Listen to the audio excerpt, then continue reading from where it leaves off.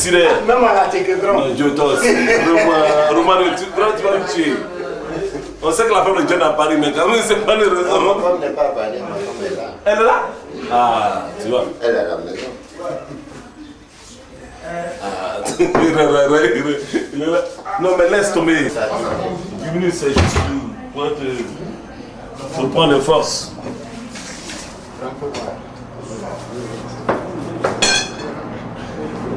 Ouais, mais elle est plus.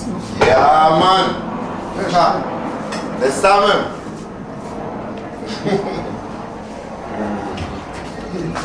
Pardon, excuse-moi. Comment ça te suffit? Ah ouais, ça suffit. Là, je suis en bas. Nous là. Ce monsieur, c'est un monument. Lui, Quand c'est tu vas un nous monument. sortir dans ça, en train de manger à cliquer. Deux monuments. Quand les gens vont voir ça, après les femmes vont pratiquer au marché, tous les gens vont dire ça, c'est un grand, mais les petits gars ont ça. Après, ils manger à cliquer. Donc, il faut que tout le monde aille. Quand tu as deux monuments, ça, c'est une image que tu ne pourras voir nulle part. Deux monuments. Il reste de retard, nous avons 3 monuments. Là, c'est gratuit. C'est gratuit. De retard, elle va t'imiter John. Elle dit John. Elles sont trop les. De retard, elle appelle John. Elle dit pas John, elle dit John. C'est gratuit. C'est gratuit. Et puis là, les 20 mousseux sont là. Elle dit John. C'est gratuit.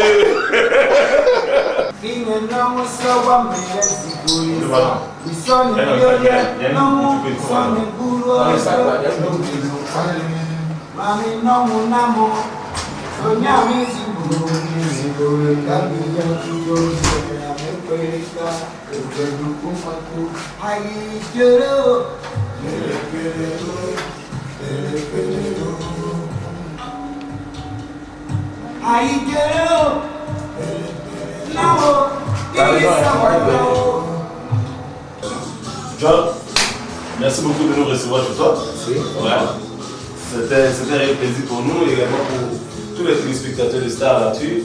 Et bien, je suis sûr qu'ils sont tellement nombreux à la maison, ils aimeraient savoir aujourd'hui qui est John. Vous avez l'occasion de rester à s'accompagner toute cette journée. Alors, John, la première question d'abord, c'est de nous parler un peu de ton enfance. On aimerait savoir ton enfance, comment s'est passée l'enfance de la star aujourd'hui. Mais ça, c'est une vieille histoire, de toute façon. On aimerait bien savoir. Bon, je vais dire, il n'y a pas grand chose à dire. Je suis né à Gagnoa, et puis bon, j'étais là-bas, comme un enfant du village, parce que bon, presque, on était des petits villageois. Donc, j'étais comme tous les enfants, j'allais à l'école tranquillement. Et j'aimais beaucoup jouer au foot, donc je m'éclatais toute la journée quand je n'allais pas à l'école. Et voilà, c'est comme ça que j'ai passé mon enfance, presque tout le temps. Est-ce une enfance heureuse ou une enfance... Ah bien sûr, bien sûr. Une enfance heureuse, hein. Bien sûr. Au début, bon, j'étais très heureux avec mes parents. On était bien, on avait tout. Et donc voilà. Ouais, parce que là, il y a beaucoup de téléspectateurs ou de mélomanes qui disent que vous avez une chance dans un patois qui est difficilement accessible. Alors on aimerait savoir exactement, John, il est né à Gagnoa, de quel village précisément? Oh, je suis précisément, mon village c'est Onibabwe. Mais je suis né à l'hôpital de Gagnoa. Voilà. Tu vois, sinon mon village c'est Onibabwe. Onibabwe. Eh bien, je sais. Mais vraiment pas. Je sais que c'est un voile qui est déjà dissipé.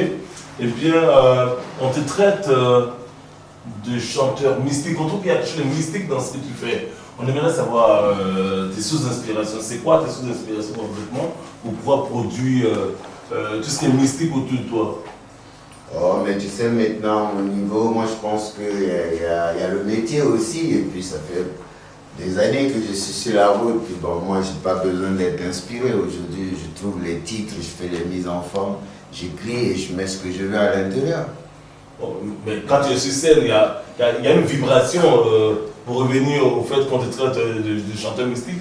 Il y a une vibration dans ta gestuelle, ta façon de chanter, ta façon de vivre les chansons. C'est quoi? On aimerait bien savoir. On veut bien comprendre, John.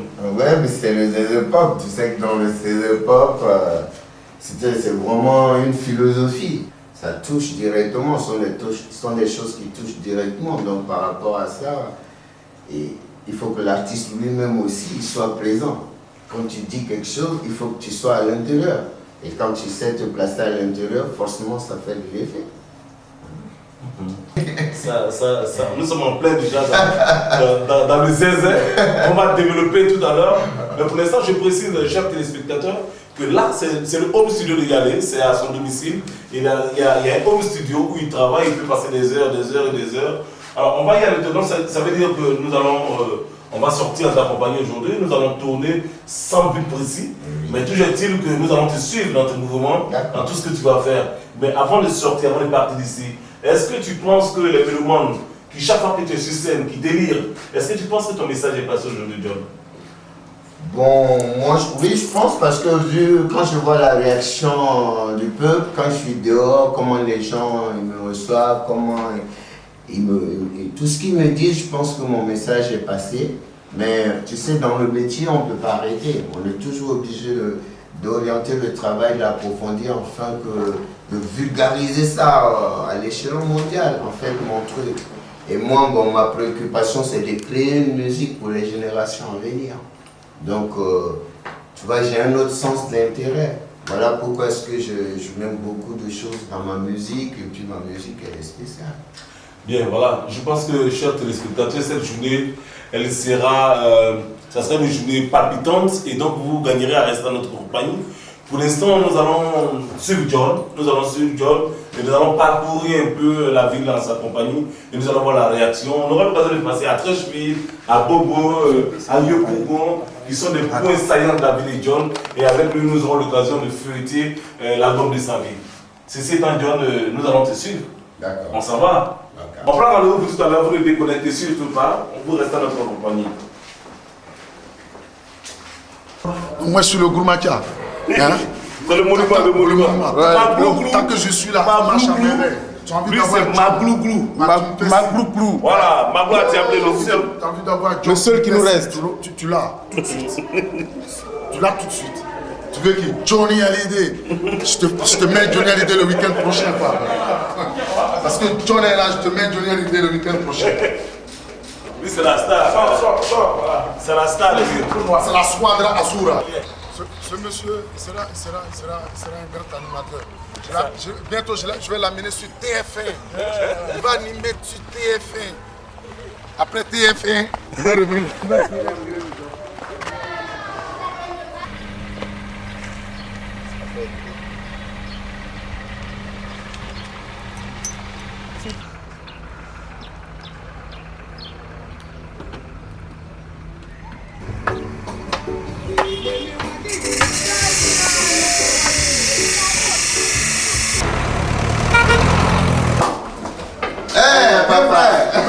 On est quoi? C'est pas possible. Tu vas bien. Mais comment? Ouais, cool. Tu me fais toujours ce coup-là. Écoute, j'arrive toujours. Tu comprends? Voilà. C'est pas possible. Pour moi, John Yalé, c'est l'un des plus grands chanteurs de tous les temps que la Côte d'Ivoire ait créé. J'ai dit, moi, nous ne sommes pas des amis, nous sommes presque des... Maintenant, nous sommes des frères.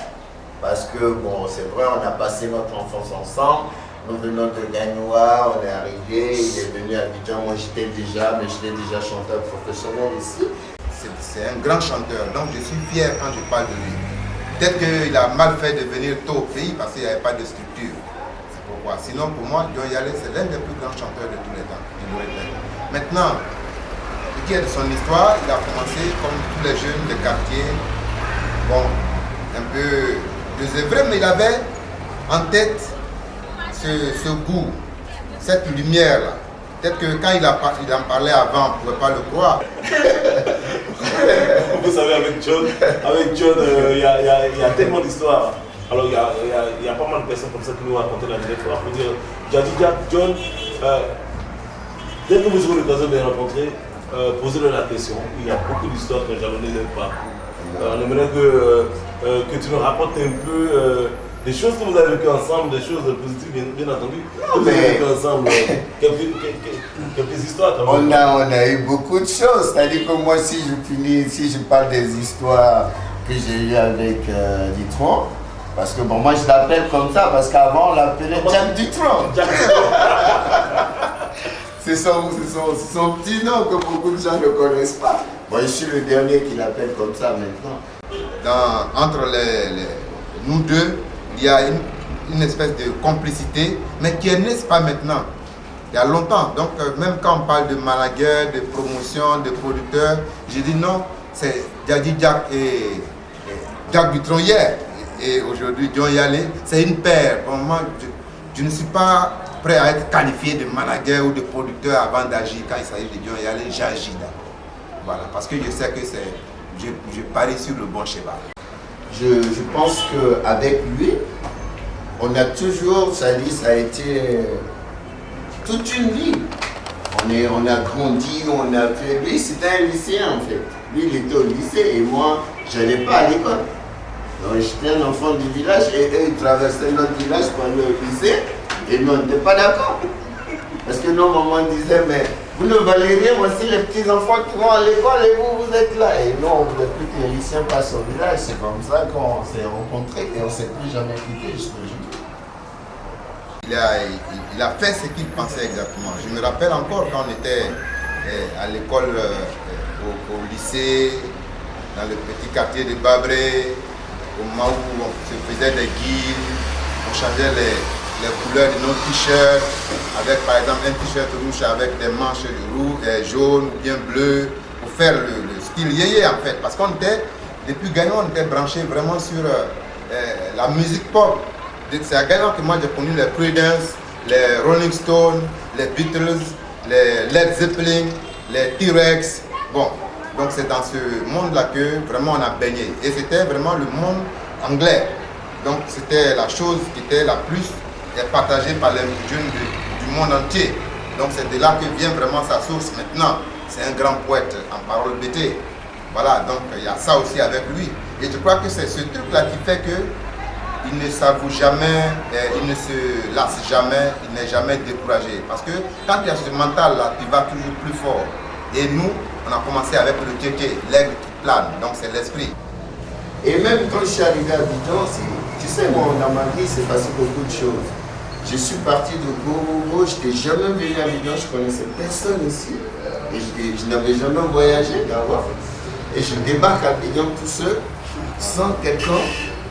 Et j'arrive à la grande gare d'Agamé, je vois plein de gens. Et je ne comprends rien. Je regarde, il y a une femme qui crie éponge, éponge. Et je regarde, c'était ma grande sœur. À la gare. C'est pas vrai. Et c'est comme ça qu'elle m'a ramené et j'ai retrouvé mes parents. Sinon, je commençais à m'angoisser, je pensais que j'étais perdu, la ville était trop grande, c'était peuplé, je comprenais rien, j'étais trop jeune. Il a cette envie de sortir le meilleur de lui-même. Donc c'est pourquoi je disais que peut-être qu'il a mal fait, peut-être de venir tôt, mais il y avait un appel quand même de la population. Parce qu'il faut te dire qu'il a fait beaucoup d'orchestres d'abord avant de partir. Et puis il avait un petit 45 tours qui est venu embrouiller le peuple déjà, le Herbert Savayo produit par Philips. Vous avez vu déjà, son premier album 45 tours c'est produit par Philips, c'est pas n'importe quelle maison. Donc nous sommes toujours dans la ligne.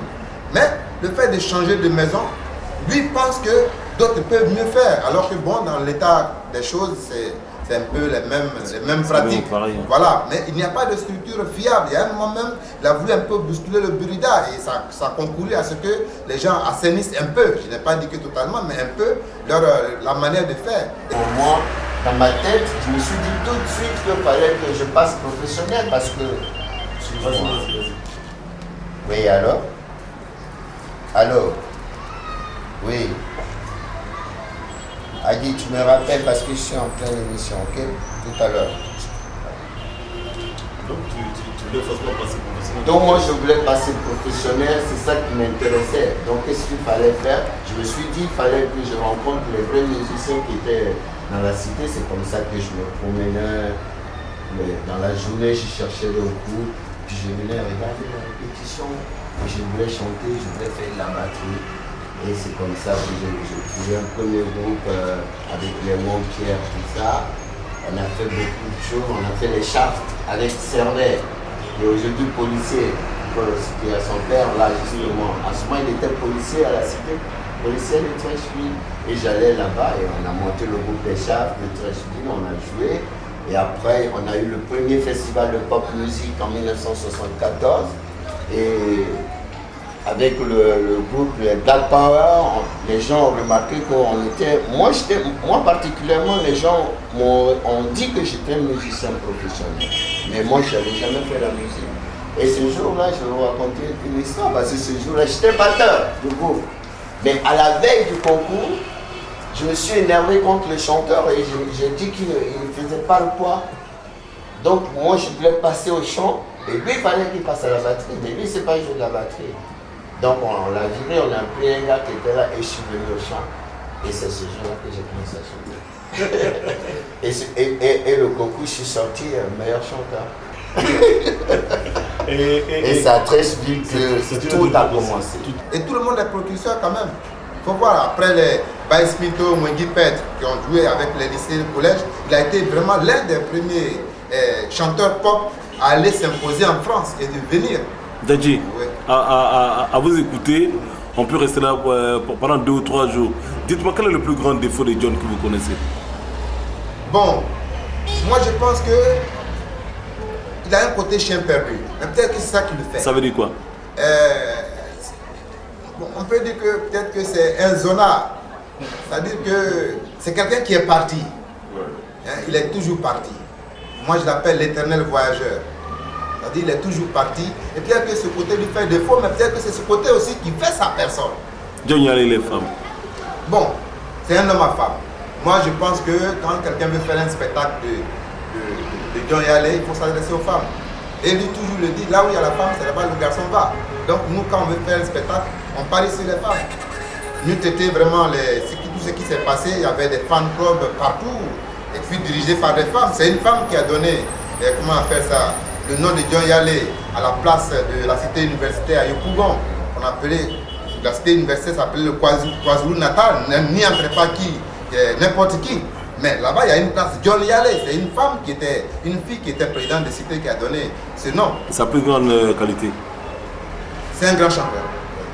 Mais dans la vie, l'homme John Yallé, sa qualité que tu as dit. Et il s'est partagé. C'est partagé.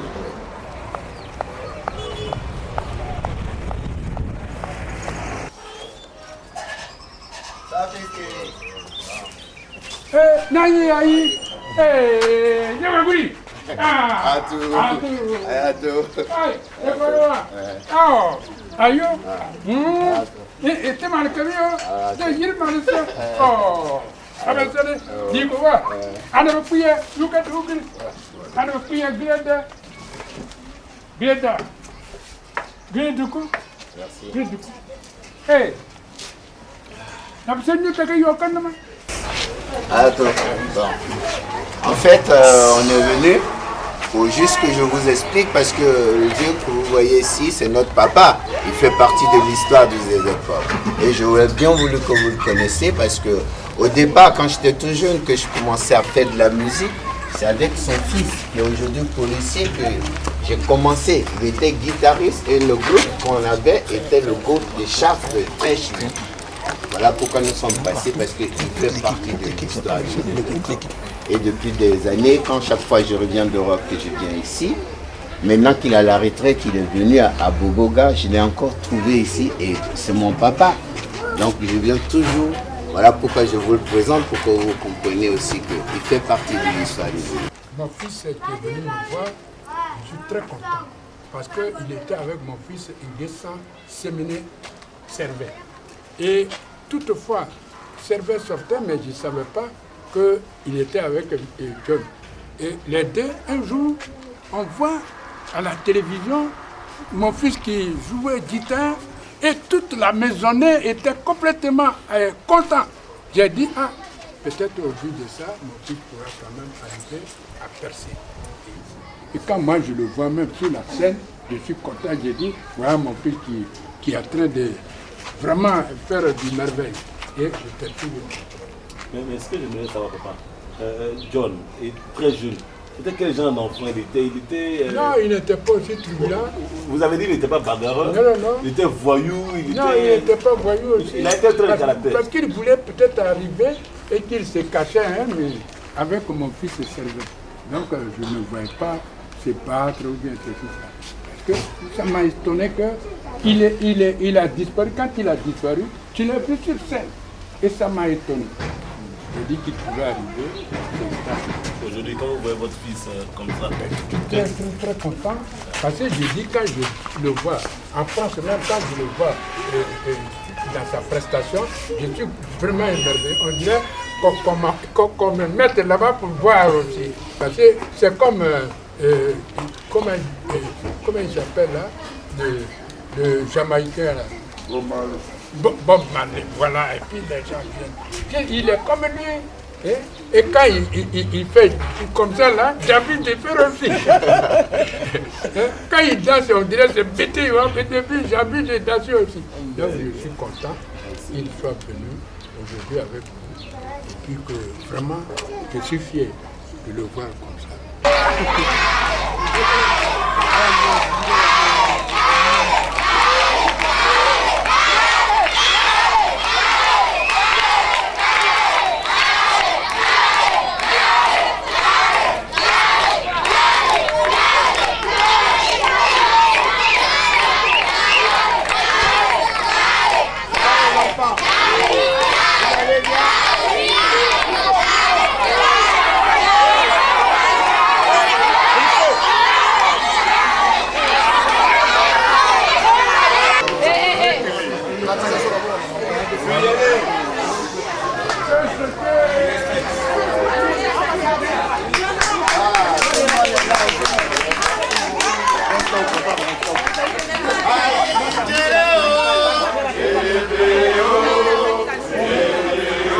Merci.